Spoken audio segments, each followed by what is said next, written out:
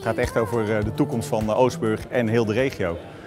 En de kernvraag is toch van hoe zorgen we ervoor dat uiteindelijk de huidige generatie, maar ook de nieuwe generaties prettig kunnen wonen, werken, leren, recreëren, sporten in hun eigen omgeving. En daar willen we met dit masterplan een forse bijdrage aan leveren.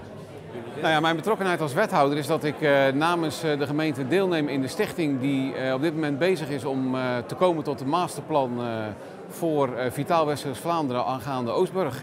En ik ben een van de stichtingsleden samen met Zorgzaam en de Vereniging van Vastgoedeigenaren.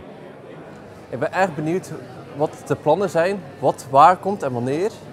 En ik ben ook benieuwd wat er allemaal voor de inwoners, voor de partners, voor de verschillende betrokkenen zal worden gedaan.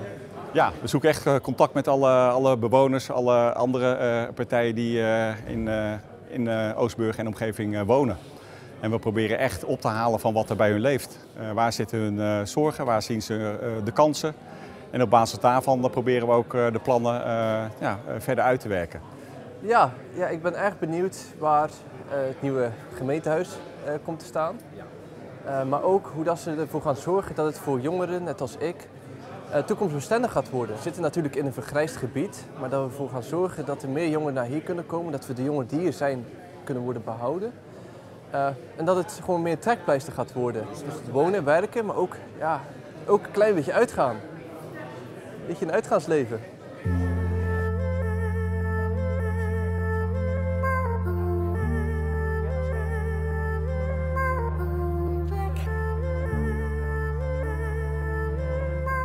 Nee, daarom zullen zeker starterswoningen inkomen voor alle verschillende doelgroepen.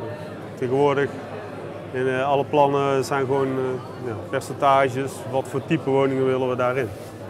En wat echt belangrijk is dat er draagvlak gaat ontstaan.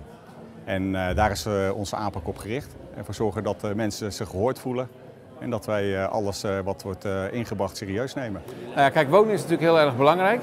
Dat maakt onderdeel uit van het masterplan. Van het masterplan Vitaal West-Vlaanderen. Niet alleen vanuit Oostburg, maar heel breed.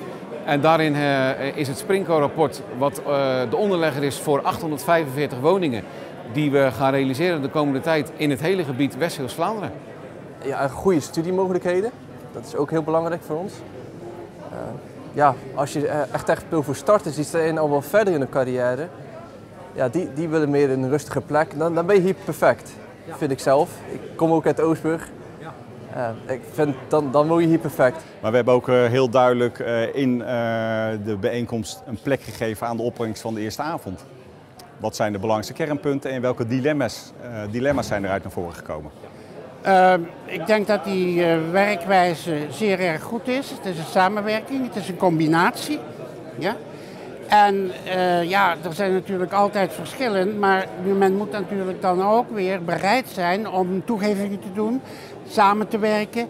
En daar in mijn praktijk van vele jaren ervaring hebbende, dan door praten met mensen word je altijd wijzer. En dat geldt voor iedereen.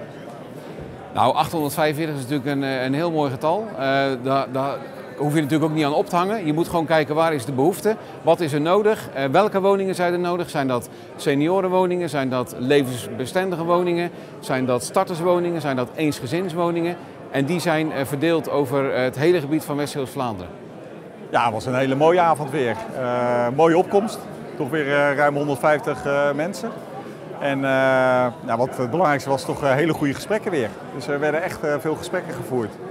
En toch wel een hele positieve sfeer, dat hoor ik eigenlijk van iedereen. Ja, ze hebben ook een paar punten meegegeven die ons wederom aan het denken hebben gezet.